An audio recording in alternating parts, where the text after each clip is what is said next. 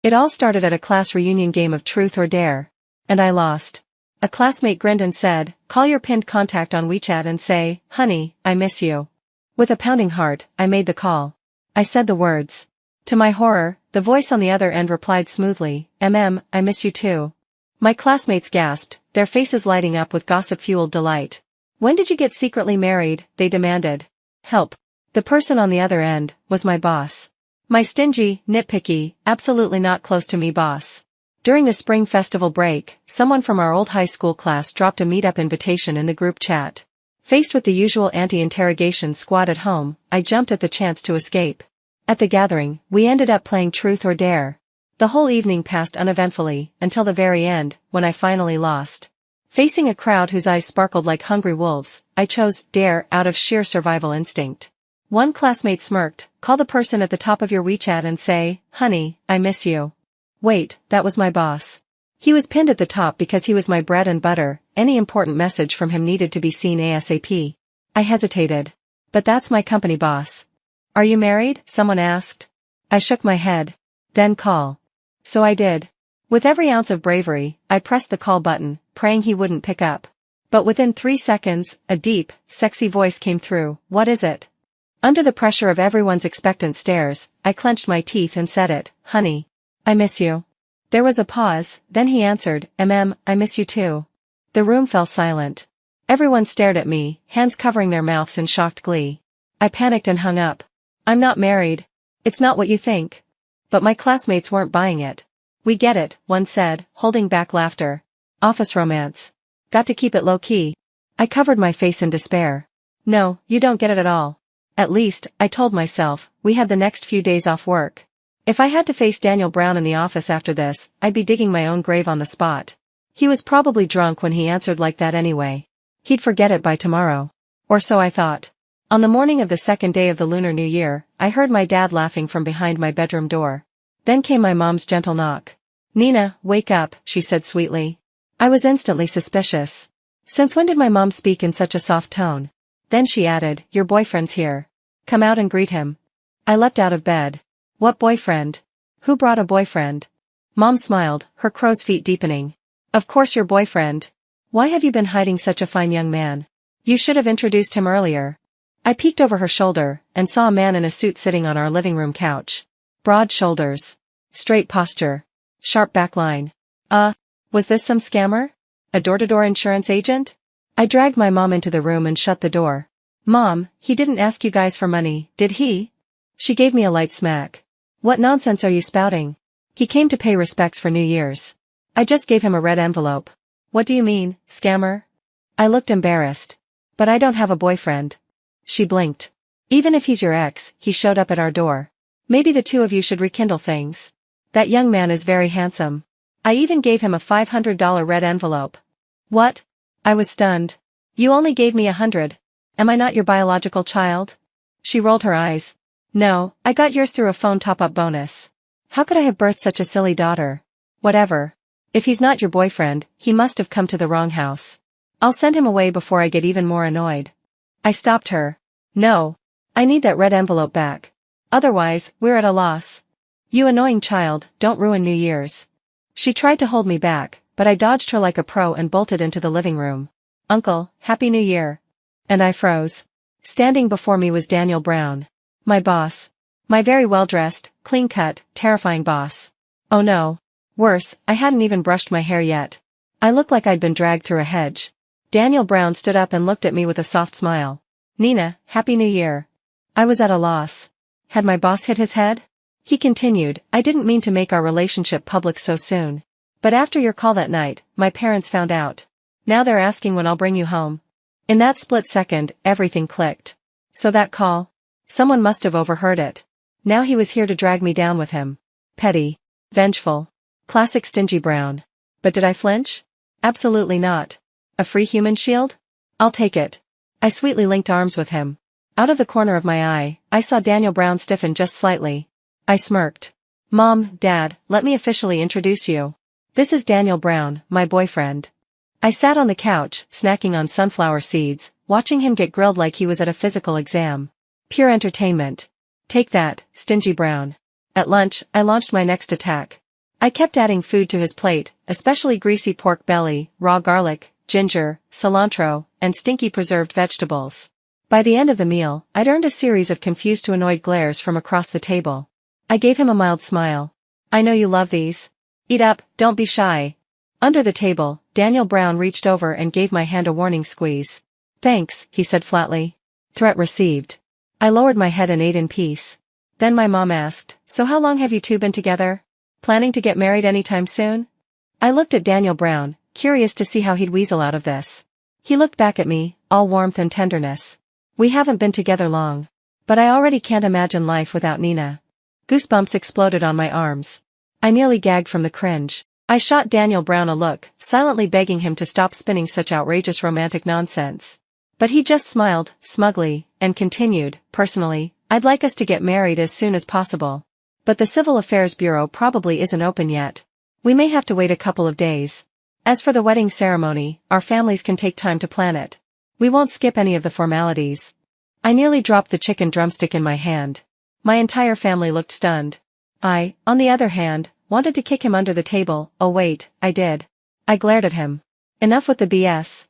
What was I supposed to tell my parents later? That he died and the wedding got cancelled? My dad hesitated. Isn't this a bit fast? You two just met the parents today. Daniel Brown turned to look at me, eyes gentle, like he was truly in love. When it's the right person, why wait, he said, voice soft. Better early than too late. Then, ever so casually, he pulled out a whole set of car keys from his pocket. By the way, Uncle, he turned to my dad, would you like to go on a road trip during the holidays? I've got a bunch of cars sitting in my garage collecting dust. Pick one anytime, it might make commuting easier too. My dad's eyes went round. Then Daniel looked at my mom. Auntie, I know you're probably worried about Nina. I've got a few apartments in North City. Once we're married, we'll move into one. You and Uncle can choose one too, so it'll be easy for Nina to visit you whenever she misses home. My mom's face lit up like a New Year firework. She reached into the cabinet and slammed the household registration booklet on the table. Oh, enough with the auntie, you should call me Mom now. I stood there in absolute disbelief. Snapping back to reality, I opened my mouth to put an end to this disaster. Actually, we're not. Daniel Brown suddenly took my hand, gently smiling at the corners of his eyes as he cut me off. From now on, Nina will manage all my salary. That way I won't even get the chance to bully her. Then he leaned in close and whispered by my ear, this is the bride price. 7 figures. If it's not enough, I can add more. The password is my birthday. A bank card was pressed into my palm before I could react. It felt like it weighed 1,000 pounds. I went silent. I gave in. God. Capitalism's sugar-coated bullets are so damn seductive. Day 7 of the Lunar New Year. A good day to go back to work. I stood by the car, household register clutched in my hands, refusing to get in. Daniel Brown sat in the driver's seat, tapping the steering wheel steadily, his gaze locking onto mine through the window. The pressure was unreal. Getting cold feet? I mean, who wouldn't second-guess themselves after being hit with a sudden mountain of money? Why me? I asked, wary. I'm just an ordinary person. We barely know each other. Even if you need someone to deal with your family, there are better options. I took a cautious step back. To be honest, I'd thought about it for the past few days. Maybe he was trying to lure me home to steal my kidneys. Or rip out my heart for some white moonlight with a weak heart. Or maybe he wanted my corneas? Daniel Brown let out a chuckle. You're not ordinary. You're different from anyone else. You're special. His eyes softened, like spring water, warm enough to drown someone in. My ears burned. I shot back instinctively, how exactly am I different from others? As soon as the words left my mouth, I regretted it. That sounded way too much like flirting. Damn capitalists and their manipulative phrasing. Flustered, I snapped, Daniel, I think you're involved in illegal organ trafficking. Daniel laughed. What, are you trying to say I stole your heart? My face flamed. That's not what I meant. Ugh. It's 2025, who even says stuff that cheesy anymore?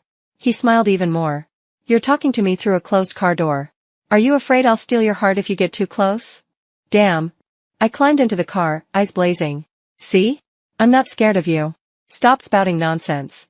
Good, he said lightly. Then let's go to the Civil Affairs Bureau. The car pulled onto the road. And that's when I realized, wait a minute. Weren't we supposed to be calling the whole thing off? Why was I suddenly on my way to get married?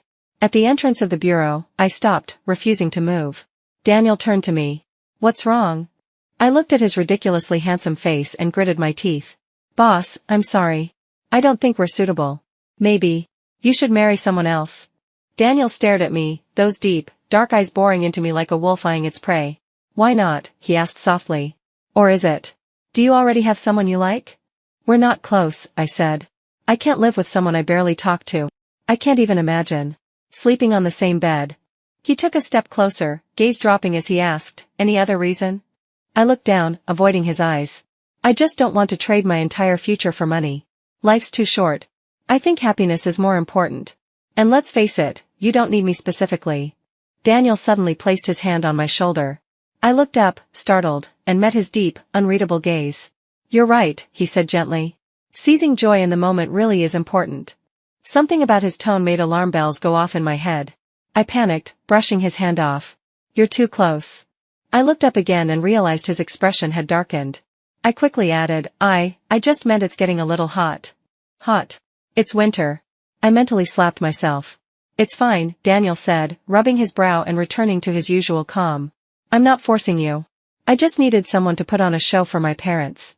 You happen to bump into me, and you happen to be the right fit. He sighed. I should have explained better. If we get married, you don't have to fulfill any marital duties. If you fall in love with someone else later, you can file for divorce. In the meantime, I'll transfer my salary to you every month. I hesitated. Wait. So after we're married, can we sleep in separate rooms? And how much is your monthly salary? Up to you. Separate rooms are fine. The marriage is just for appearances. As for salary, around $30,000 a month. But most of my income comes from dividends. You can also expense furniture, luxury gifts, and so on. The scales in my mind began tipping dangerously. This deal was getting very hard to say no to. Daniel Brown continued calmly, if you're still unsure, I can have someone draft up an agreement outlining all the terms. We'll sign a marriage contract. Can I think about it a bit longer? I asked. Daniel glanced at his watch, face full of corporate efficiency. I'll give you 3 more minutes. I have work this afternoon and no time to waste. What about a few days from now? I tried again. Daniel frowned, then let out a short laugh, tinged with sarcasm. My time is extremely valuable. The holiday's almost over and you still haven't decided? Or were you just stringing me along this whole time? I suddenly didn't dare say another word. His entire demeanor had shifted, oppressive and cold. And just like that, I remembered the real Daniel Brown at work, aloof, intimidating, fast and ruthless. This was the real him. You done thinking? He pressed. Your 3 minutes are up. His tone was clipped and impatient. I'll do it, I blurted. I'll marry you. I took a deep breath, like I was walking into battle, and stepped through the doors of the Civil Affairs Bureau. High risk, high reward, right? It was just marriage. What was there to be afraid of? I stared at the brand new red marriage certificate in my hands, still unable to believe it was real. I remembered I once swore I'd stay single forever, travel the world after retirement, live free and alone. And now look at me. Before I could process anything, my certificate was snatched from my hand. I looked up just in time to see Daniel Brown casually tuck my marriage certificate into the inner pocket of his coat. Hey! I protested. That one's mine. We each get a copy. I earned this marriage fair and square, he said lazily, glancing sideways at me. So both certificates are mine. Problem. I blinked. What are you saying? It's not like you married yourself. Give it back. Daniel leaned against the car with his arms crossed, one brow slightly raised. You want it that badly? Come take it yourself. I stared at him in horror. What kind of pervert? Did he expect me to wrestle it out of his coat in broad daylight like some thug? Daniel tilted his head like he was giving a kind reminder. Better hurry, it's now or never. That smirk on his face. It was the first time I realized this man could be truly devious and petty. Fine. If you don't want it, we'll just head home, he said with exaggerated disappointment. I almost choked on my frustration. Why was he so smug? Why was he smiling so much now, when he usually looked like a funeral director? Fuming, I stormed forward and bumped him with my shoulder, circled around the car, and finally yanked open the passenger door to climb in. Daniel slipped into the driver's seat. I cast him a glance, then immediately turned to look out the window. Little pufferfish, Daniel murmured beside me. When had he gotten so close? I turned my head, and was suddenly face to face with his annoyingly flawless, 360-degree handsome face. My heart skipped a beat. I instinctively leaned away, trying to create distance. You scared me. I snapped. Why'd you come so close all of a sudden? Daniel sounded incredibly innocent. We're about to drive off. You didn't buckle your seatbelt. He reached across me, pulled the seatbelt over, and clicked it into place. I have hands, you know. You could have just said something. I grumbled. Daniel raised his hands in surrender, sounding very sincere. My bad, little pufferfish. Next time, I'll use words, not hands. Who are you calling a pufferfish? You're the pufferfish. Right, we're both pufferfish. He brushed it off. Anyway, I'm taking you to meet my parents. What? Your parents? I stared at the fancy villa outside, then looked down at my casual outfit and empty hands. I wanted to cry. You should have told me earlier. Do I look even remotely appropriate? Daniel frowned. Why wouldn't you be? You've got the certificate, don't tell me you want to back out already. He tried to take my hand. I immediately swatted him away. Was he serious? Just because we had a little red book didn't mean everything was settled. A marriage certificate wasn't some sort of magical shield. I didn't prepare anything. Isn't it rude? I snapped. Daniel suddenly laughed. So you do care about how my parents see you? Then he gently took my hand again, his expression soft with apology. Sorry. I should have told you ahead of time. But I already prepared everything and put it in the trunk. I'll have someone bring it in later. Don't worry, they already really like you. It doesn't matter what you're wearing. As we approached the door, something hit me. Wait. Didn't you say you had something this afternoon? Why are we going to your house now? Daniel raised an eyebrow. Taking my wife home doesn't count as important. But everything he'd prepared, it had clearly been set up in advance. He knew I'd say yes. Damn it. I'd walked right into the capitalist's trap. I had the sudden urge to bolt. Why was he putting in so much effort? Did he really like me, or was he eyeing every organ in my body for resale?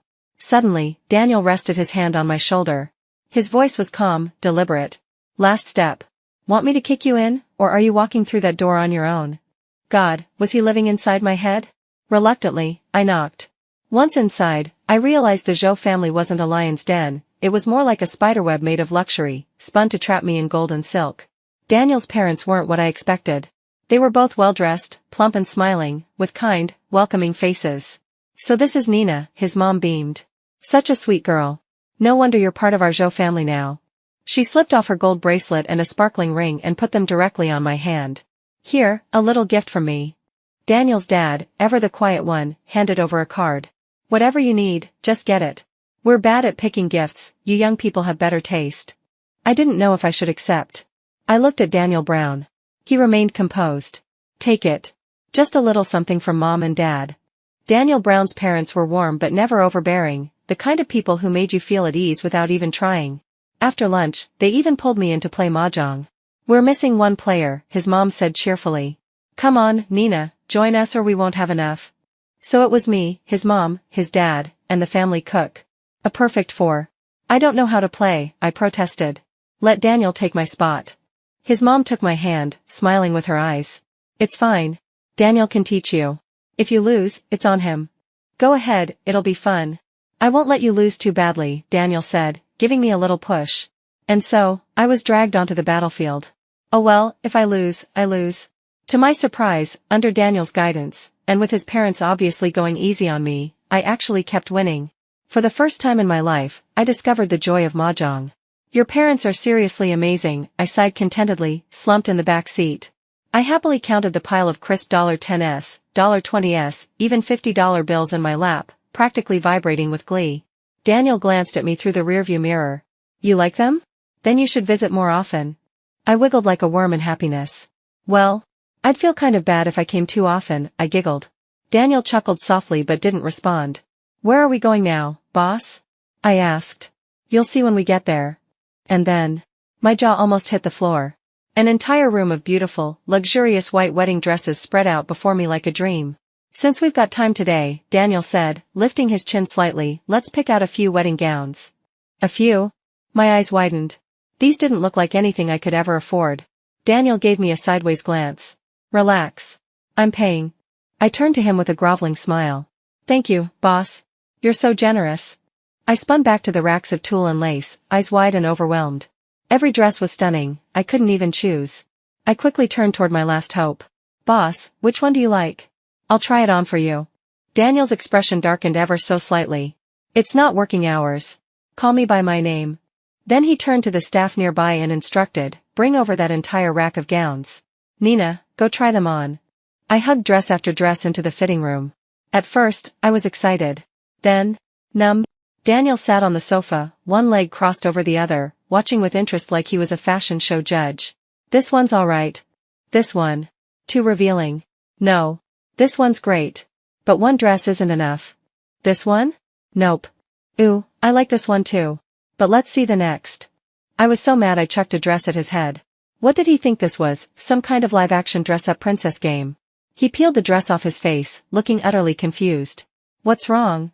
I'm done. I glared at him. You're just playing your own version of a makeover game. Daniel rubbed his nose, a little guilty. Then, should I change too? You can pick something for me, there's a rack of men's suits in the back. Where? A staff member answered politely, right this way, I'll take you. I followed her into another room, walls lined with men's suits. After one slow sweep around, I let out a sneaky giggle. I picked out every single outrageous, flashy, flamboyant suit I could find and had them brought out. Here. Wear these. Daniel looked at the clothes, glanced at me, and his expression became complicated. So, this is your type? My face instantly flushed. No, it's not. Daniel gave me a long, meaningful look. I see. Then he took the clothes and went into the fitting room to change, leaving me standing there with my hand mid-air like a frozen NPC. No, you don't see anything. The door opened. Daniel walked out slowly. He was dressed in a soft pink suit, elegant, not tacky. On him, it didn't look flamboyant at all, but charming, youthful, and strangely magnetic. His eyes had that peach blossom glint that could hook a soul. So, he asked. Do you like it? I averted my gaze, pretending to be unimpressed. It's fine. I guess. Daniel leaned in close, lips brushing my ear as he laughed. Uh-huh. You're blushing. Looks like you really like it. It's just hot in here. I snapped, cheeks burning. I shoved him away, but his low chuckle echoed behind me. My face turned even redder. Don't you dare flirt with me. You're not even undressed and you're already being indecent. I can't imagine what you're like in private, you probably act like some shameless cabbage in heat. Pfft. A sudden laugh broke out beside us. I turned to see a staff member covering her mouth, face flushed from holding it in. I'm so sorry, please continue. I didn't hear a thing. She quickly turned around, pretending to be a wall. The awkwardness in the air nearly suffocated me. I replayed what I'd just shouted and wanted to bury myself alive. Meanwhile, Daniel was unfazed. Well, since you've finished watching, I'll go try the next one. I stood up, deflated. Forget it. You pick. I'm leaving. Wait. Daniel grabbed the collar of my coat and pulled me back. Why are you running? I'm taking you home. Then he turned to the staff. Pack up all the ones she picked. Deliver them to the Jones complex. I tugged at his sleeve, puzzled. You're actually buying all of them? He leaned in, lips almost brushing my ear. His voice low and deliberate. I'll take them home. For you to wear for me. Or not wear, if that's what you prefer. My face exploded in red. What kind of feral beast words were those? I shoved him. You. Don't say things like that. What kind of things? He asked, drawing out the last word deliberately, voice practically purring. I felt myself growing tense under his gaze. You're going to make me think you actually like me. But we're just in a contract marriage. Without warning, he wrapped an arm around me, pulling me into his chest. His chin rested lightly on my shoulder, and I could feel his chest shaking from laughter. Silly girl. I already took you home. My heart skipped wildly, like something inside me had been quietly blooming. I'm not silly, I muttered. Daniel, still resting against me, chuckled even harder. No, you're not silly. I am. Let's go, I pushed him gently. As we stepped outside, I suddenly became hyper-aware of people staring. And for some reason, I actually felt shy. As soon as I stepped into the office, I could feel a cheerful and festive buzz in the air. People were glancing at me, subtly, but definitely sizing me up. What's going on? The moment I sat down at my desk, I was greeted by the sparkling eyes of my coworkers.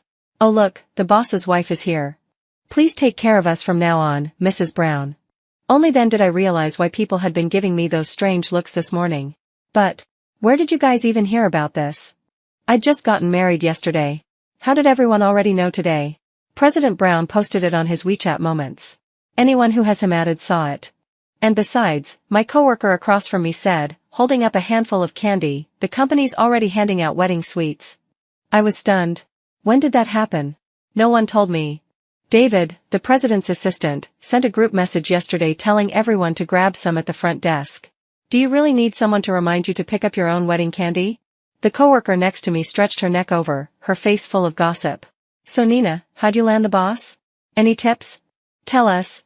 A real-life CEO romance. How did it all start? How long have you two been together? And, is President Brown, you know? Good. The second that last question dropped, silence fell over our little circle. 3 pairs of eyes zeroed in on me.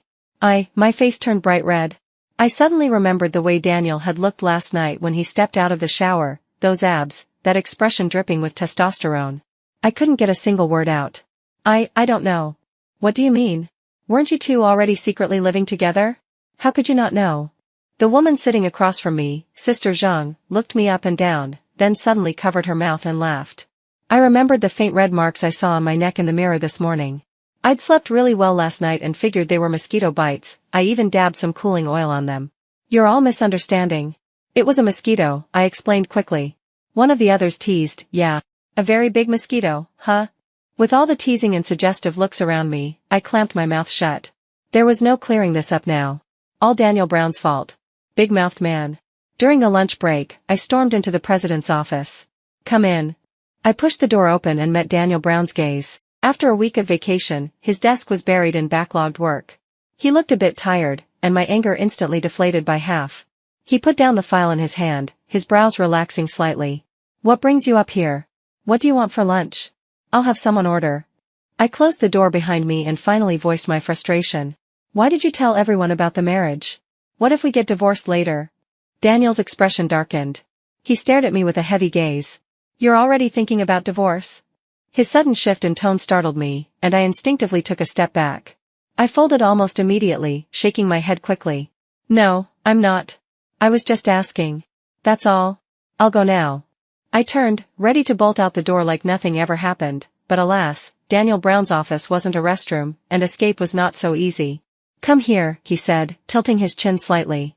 I stayed put. Am I that scary? He chuckled under his breath. Come. Didn't you want that contract I promised?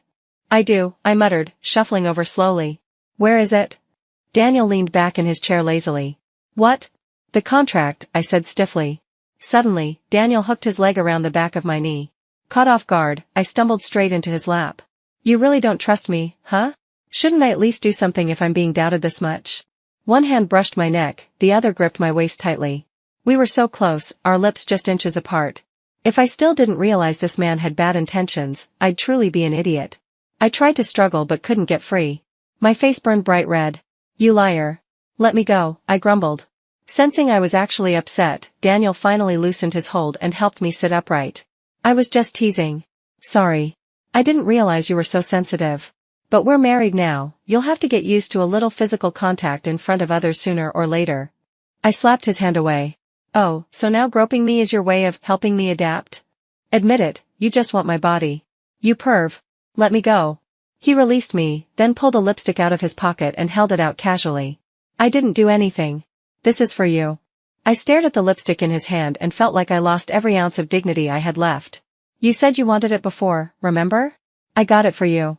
I saw the familiar logo on the packaging. It really was the one I'd posted in my WeChat story a few days ago. Thanks. I muttered, snatching it and fleeing. In the staff cafeteria, I found a quiet little corner to eat lunch. Just as I started poking at my rice, Daniel Brown called. Where are you? Eating. Where exactly? If you don't tell me, I'll ask someone. I stabbed at my food like it had personally offended me. Staff cafeteria. Far left corner, by the window. Wait there. Okay. I hung up and immediately began devouring my food at lightning speed, hoping to finish and vanish before he showed up. Daniel arrived quickly, but not as quickly as I ate. You're done, he frowned. Why didn't you wait for me? His tone sounded vaguely wounded. I averted my eyes. I thought you were already done. Why are you only coming now? Daniel's face twitched slightly. I went to the bathroom. That long? I looked up at him and noticed. His ears were red. Constipation. Well then, take your time. Eat more fiber. I'm heading out. Got somewhere to be? He asked, pressing down on the tray I was about to pick up. If not, stay. I have something to discuss. I was just about to come up with an excuse when Daniel added, if you don't remember what's on your schedule, I can call your department head and check. I deflated. I'm free. More and more people started casually passing by our table, and I could feel their not-so-subtle glances like needles on my skin. I watched as Daniel Brown leisurely ate his lunch, wishing I could shove the entire plate into his mouth just to make him speed up. I couldn't hold it in anymore. So what is it you wanted to talk about? Mouths stay shut during meals, and beds are for sleeping, Daniel said, lifting his eyes to glance at me before lowering them again. Wait until I'm done eating. I wanted to snap, then eat faster, but that one glance of his made me feel inexplicably guilty, like I was the impatient jerk in the relationship. Ugh. It's all his fault for being too handsome. Finally, Daniel finished eating, and by then, most people around us had left too. Okay, I urged. Spill it. I'm planning for both sides of the family to meet this weekend, he said calmly. We need to finalize the guest list for the wedding. It'll get busy, so I plan to hire someone to help coordinate. Any thoughts? I lowered my head, poking at the few leftover vegetables on my plate. You can handle it. I don't have much experience anyway. Just let me know if there's anything I need to do. And the new house, we already went to see it once. Do you think it needs any changes? That's where we'll live after the wedding. We should go to the home store together soon and pick up whatever's missing. I could feel his eyes on me, tangible, direct, and it stirred up a strange restlessness inside me. No opinion, I muttered. You decide. The two families met over dinner soon after and quickly finalized the wedding arrangements. At my firm request, everything was kept simple. From the day we got the marriage certificate to the actual wedding, it was barely 2 months apart. It sounded rushed, but none of the prep really fell on me. I was still living life just like before. Nina, my sweet darling. I had just come downstairs when a familiar figure ran over and hugged me tight. Sophie. I lit up when I saw the long-legged, sharp-eyed beauty in front of me. I nearly squealed. My stunning, smart, badass bestie had actually come back from abroad. When did you get back? Why didn't you tell me ahead of time? And you have the nerve to talk. Sophie flicked my forehead, hands on her hips. You got married and didn't tell me? Have you already forgotten about me? I gave an awkward giggle. It's a long story. Honestly, we might not even last long. I hugged her waist, leaning in close like a shameless fangirl. Besides, weren't you busy with that research project lately? I didn't want to drag you back and forth. Back off. Don't grope me. Sophie peeled me off and crossed her arms, raising a perfectly shaped brow. Spill. What happened? Let's find somewhere to sit and talk. There's a coffee shop nearby. It was lunch break, and people were still coming in and out of the building. Definitely not the place for girl talk. Sophie nodded coolly. The cafe was mostly empty at noon. I dragged Sophie to a quiet corner booth. I told her everything, how it all started, the mess that followed, and where things stood now. When I finished, her expression looked strange. You're telling me, it's a contract marriage? And Daniel Brown just needed someone to deal with his parents? I nodded. What else could it be? It's not like he actually likes me. Even though, some of his actions did feel a bit suspicious lately. Sophie stirred her coffee slowly, then suddenly asked, Do you remember that transfer student who sat behind you in our second year of high school? I blinked. Transfer student? You know, the one with the dyed blonde hair. Chris Johnson, she said helpfully. Oh. The tacky rich kid who kept being weirdly passive-aggressive toward you. Sophie burst into laughter. Do you remember what he looked like? I shook my head. Not really. He seemed kind of scary, so I didn't dare stare at him. I thought he might hit me. Sophie laughed so hard she teared up. Why would you think that? Do you know what his real name is now? I tried to recall. Didn't he transfer because he got in trouble for beating someone up? I also remember hearing he had tattoos. He looked like some small-time gangster. And you believe that? She smirked. No wonder you were scared of him. Then she asked, Do you know how I found out you were getting married? Before I could answer, she continued, I saw it on his WeChat moments. His? My first thought was Daniel Brown. But what would Sophie and Daniel Brown have to do with each other? Who are you talking about? I asked cautiously. Sophie didn't answer. Instead, she countered, Do you know why that blonde punk used to act so weird around me? I was totally confused by the topic jump, but curiosity won out. Why? Come closer, and I'll tell you, Sophie said, her red lips curving into a sly smile. She crooked a finger at me. What is it? Why so secretive? I leaned in. But before she could speak, I heard hurried footsteps behind me. A strong grip suddenly yanked my arm, and I stumbled forward into a firm, warm chest. I was still trying to process what just happened when Sophie greeted someone with a bright smile. Hey there, old classmate. Long time no see. I turned my head, and saw Daniel Brown. His face was stormy, like ink about to spill from a brush. He looked like he was storming in to bust someone cheating. I was thoroughly confused. His eyes burned into Sophie. There was even a flash of unease there. What are you doing back here? He demanded. Sophie ignored his tone and covered her mouth with a giggle. Nina, why is your President Brown so fierce? Does he hit you in secret? Men with violent tendencies are a no-go, you know. President Brown isn't like that, I said quickly. He's actually been in a really good mood lately. Sophie chuckled meaningfully. Some people put on a show in public and act completely different behind closed doors. Be careful, Nina. She leaned in. Come closer, I have something private to tell you. Can you ask him to leave? I tugged gently at Daniel's sleeve and whispered, can you let go of me for a bit? I just want to talk with my friend. You can head back first. You don't have to hide anything from me, Daniel said nonchalantly. Whatever you want to say, just say it. We're husband and wife, what could possibly be off limits? I looked between the two of them, utterly bewildered. Why did it feel like there was gunpowder in the air? I stared at them. Wait, how do you two even know each other? Nina, come here, Sophie said, brushing her hair behind her ear. She batted her lashes, oozing charm. If you want to know anything, come to me. I'll tell you everything. Slowly. I stared at her face, frozen. Wow. My bestie is really getting more gorgeous by the day. I couldn't help but wonder, what kind of lucky man would be able to marry her in the future? I was spacing out when suddenly, everything went dark, someone's palm covered my eyes. I froze and blinked. Boss, what are you doing? Daniel Brown's cool voice sounded right by my ear. Our wedding is this Saturday, my dear sweetheart. Miss Nina, I do welcome your attendance, but I also hope you don't do anything inappropriate, like trying to interfere in someone else's relationship. Now if you'll excuse us, we have to go. Sweetheart? Was he referring to me? The hand lifted, and in the next moment, my vision suddenly rose. Instinctively, I wrapped my arms around Daniel Brown's neck. He was carrying me? Like a kid? I patted his arm, trying to get him to put me down, but when I looked up, I saw the dark look in his eyes, those scarlet lips pressed into a tight line radiating displeasure. I sheepishly dropped my hands. When I glanced around and noticed all the eyes on us, an unexpected wave of shame washed over me. I quickly looked away, only to meet Sophie's amused expression. Just as I was about to open my mouth to plead for help, she casually pulled out a disposable face mask and handed it to me. She mouthed something. If I wasn't mistaken, it looked a lot like, good luck, you're on your own. Tears nearly welled up in my eyes. For the first time, I truly understood what people meant by, it's lonely at the top. Daniel's long strides took us quickly toward the company building. I scrambled to put on the mask. Pointless. Like covering your ears while stealing a bell. Everything around us was unnaturally quiet. But instead of going upstairs, Daniel turned and headed into the underground parking lot. I let out a sigh of relief. At least we didn't make a scene in the office, my job was safe for now. Just as I was about to relax, Daniel opened the car door, shoved me in, and got in himself, closing the door behind him with a loud thud. The small, enclosed space made me feel tense. I instinctively leaned away, trying to create some distance. Not that it helped. Unless I could magically roll out through the car door. Daniel stared at me without a word. The air grew thick with pressure. I swallowed and forced myself to speak. Why are you suddenly here? What were you two doing? His voice was low. Why were you standing so close?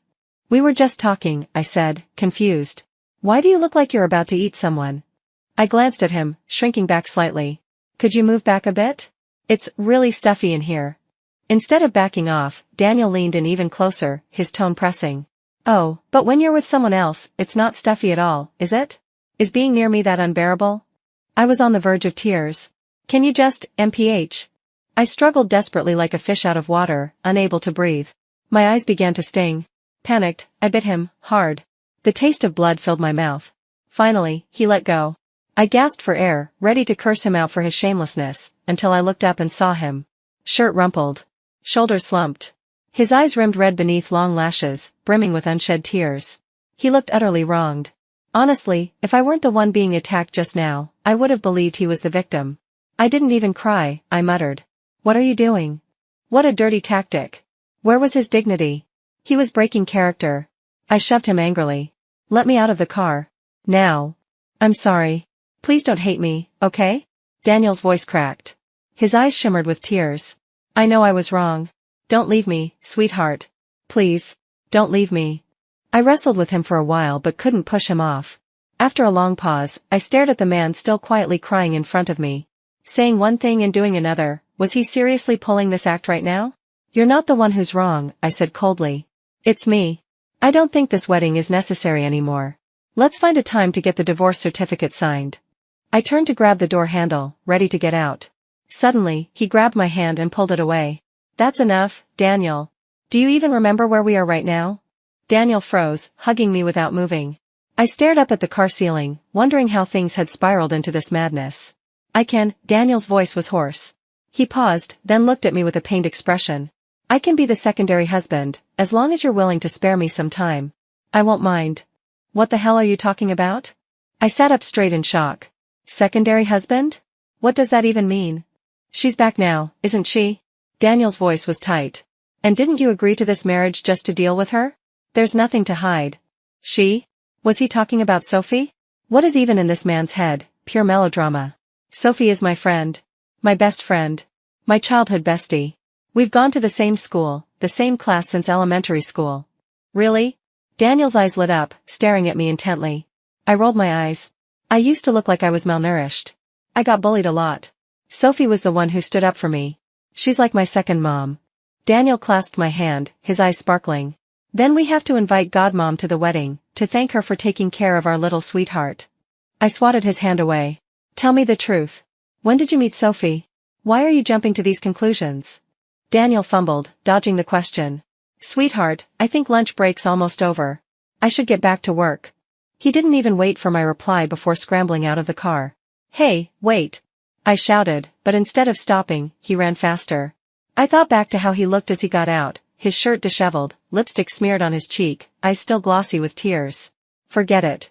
He's the one who embarrassed himself, not me. Anyway, I decided to take the afternoon off. I wasn't about to sit through Daniel Brown's nonsense and get secondhand embarrassment. I looked down at my shirt, soaked through from his tears. Ugh. Awkward. Thank God it wasn't a light-colored top. I straightened my clothes and pulled out my phone to call a cab. Nina. I turned, and saw Sophie standing behind me. You're still here. I sat for a bit before coming out. Didn't you go back to work? Sophie asked, squinting at me, then suddenly frowned. Did someone dump water on you? What's going on with Daniel Brown? Is he letting you get bullied at work? Seeing her brows tightly knit together, like she was ready to storm the building on my behalf, I quickly grabbed her arm. No, you've got it wrong. It has nothing to do with the company. I didn't even go back upstairs. Then what happened? Sophie raised an eyebrow suspiciously, then suddenly reached out and tugged at my collar. Did Daniel Brown do this? My eyes darted side to side. Okay, yeah, this was kind of embarrassing for Daniel Brown. He cried on me. That's how it got soaked. He cried again? Sophie let out a strange, villainous little chuckle and leaned on my shoulder. Looks like you're his natural kryptonite. Now I can leave in peace after your wedding. Again? I repeated, confused. Remember back in sophomore year? Sophie said with a sly smile. That blonde transfer kid who challenged you to meet him behind the school? I winced. Oh no. You were this close to crying, Sophie teased, clearly enjoying herself way too much while I cringed beside her. I defended myself, I didn't even go, okay? And I wasn't that scared. Actually, now that I think about it, I might have misunderstood him. That was a love letter, you dummy, Sophie smirked. And I was the one who told you not to go. Before I could argue, she continued, I went to talk to him myself. Told him off. Told him to stop bothering you. But I think he misunderstood our relationship. And I might have played it up a little, made it sound like you and I were super close. What can I say? He was always snarky behind my back. You remember when we got moved to different seats? That was his doing. I was so mad we fought, and I think I made him cry. My eyes widened. What happened after that? He cried, Sophie shrugged. Well, maybe it was from anger. I said a lot of things, like how close we were and how he was a toad dreaming of eating swan meat. Honestly, I think he transferred out again because he couldn't take the humiliation. Oh, and by the way, Sophie added, nudging me. His new name? Daniel Brown. Wait, what? My brain short-circuited under the weight of that information. You mad? Sophie waved a hand in front of my face, looking a little unsure. I sighed and pushed her hand down gently. No. I know you were just trying to protect me. Sophie visibly relaxed and smirked triumphantly. Exactly. With those grades and that bad boy act, what part of him ever deserved you? If he dares to bully you in the future, you call me, I'll come back just to beat him up again. Just imagining that scene made me burst out laughing. Alright, I get it. I wrapped my arm around hers. Come on, let's go get lunch. I took the afternoon off. The wedding came as scheduled. I tossed my bouquet down to the bridesmaid waiting below. Sophie, in her lilac dress, caught it and waved it playfully at me. In our bridal suite, I lay on the red-covered bed, gleefully counting stacks of crisp red bills. I rolled back and forth on the bed, high on happiness. Daniel Brown emerged from the bathroom, hair damp, skin fresh, and lifted me effortlessly into his arms. Alright, time to shower. I gripped a handful of cash and fanned myself dramatically. Not yet, I haven't finished counting. No problem, Daniel said shamelessly. We can count in the bathroom. I'll wash you while you count. No, put me down. I yelped, laughing and squirming. Nina. Yeah? I love you. Daniel Brown hugged me tighter. Like, really love you. A lot. I pressed a soft kiss to the bridge of his nose. I love you too, Daniel.